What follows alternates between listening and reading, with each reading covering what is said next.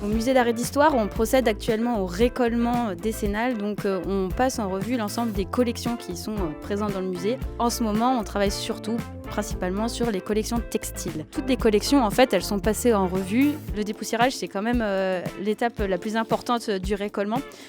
Pour cela, on utilise des objets, des matériels qui sont tout à fait spécifiques au métier des musées, avec un aspirateur de conservation.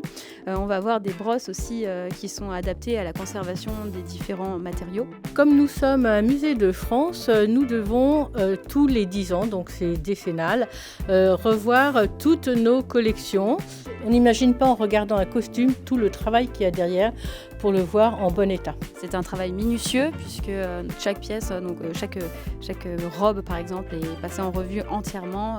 Le moindre pli est passé en revue pour être vraiment nettoyé de fond en comble dans le respect de l'objet, puisque l'objectif n'est pas de créer des dégradations supplémentaires. Les objets sont également marqués, donc chaque objet a un numéro d'inventaire pour assurer la bonne identification de l'objet, et ensuite l'objet est photographié pour que la photo soit intégrée à la base de données. Ensuite, on procède à ce qu'on appelle le conditionnement. En fonction du matériau de l'objet, et bien là, on va sélectionner différents types de matériaux de conservation pour une mise en réserve dans de bonnes conditions.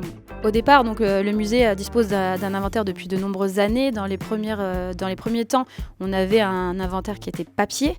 Donc on a eu deux inventaires principaux. Un inventaire qui a été réalisé à partir de 1956, puis un inventaire qui a été réalisé dans les années 80, qui est le fameux 18 colonnes, puisque ce sont les 18 colonnes qui sont demandées par le service des musées de France.